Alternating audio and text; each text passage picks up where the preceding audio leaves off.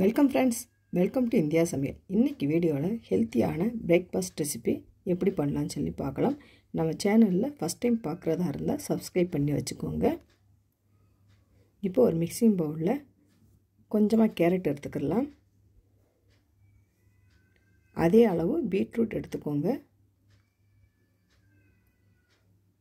ஒரு medium size வெங்காயம் பொடியாக கட் பண்ணதை சேர்த்துக்கலாம். ஒரு பச்சை மிளகாய் பொடியாக கட் பண்ணி சேர்த்துக்கோங்க.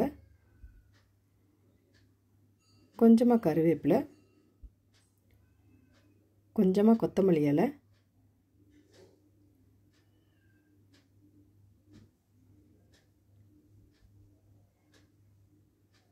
இப்போ ஒரு கப் அளவுக்கு ராகி மாவு எடுத்துக்கலாம்.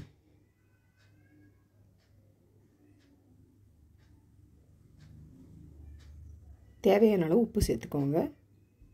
இப்போ உப்பை சேர்த்துட்டு நல்லா கலந்து விட்டுக்கோங்க. இப்போ அந்த காய்கறியும் மாவோட இந்த உப்பெல்லாம் நல்லா சேர்ந்து வரணும். அந்தளவுக்கு நல்லா கலந்து விட்டுக்கலாம். இந்த மாதிரி கையால் பிசைஞ்சு கொஞ்சம் கொஞ்சமாக தண்ணி சேர்த்து நல்லா சாஃப்டான பதத்துக்கு நம்ம பிணைஞ்சு எடுத்துக்கலாம். நம்ம அடைக்கி தட்டுற மாதிரி பிரட்டிக்கோங்க. மாவு இந்த பக்குவத்துக்கு இருக்கணும்.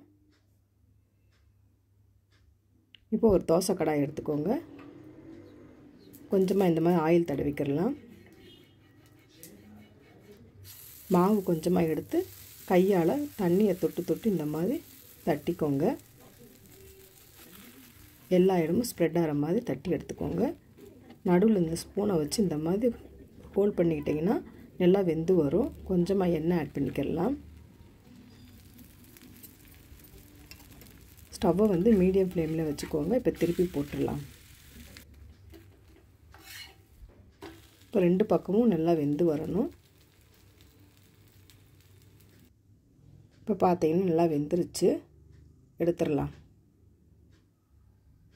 நீங்களும் இந்த மாதிரி ட்ரை பண்ணி பாருங்கள் ஃப்ரெண்ட்ஸ். சூப்பராக இருக்கும். சட்னியோட இல்லைன்னா நாட்டு சர்க்கரையோட வச்சு சாப்பிட்றப்ப டேஸ்ட்டு சூப்பராக இருக்கும். ட்ரை பண்ணி பார்த்துட்டு கமெண்ட் பண்ணுங்கள். உங்களுக்கு இந்த வீடியோ பிடிச்சிருச்சுன்னா லைக் பண்ணுங்கள், ஷேர் பண்ணுங்கள், கமெண்ட் பண்ணுங்கள். உங்களை நான் வேறோட சந்திக்கிறேன். பாய். தேங்க்ஸ் ஃபார் வாட்சிங்.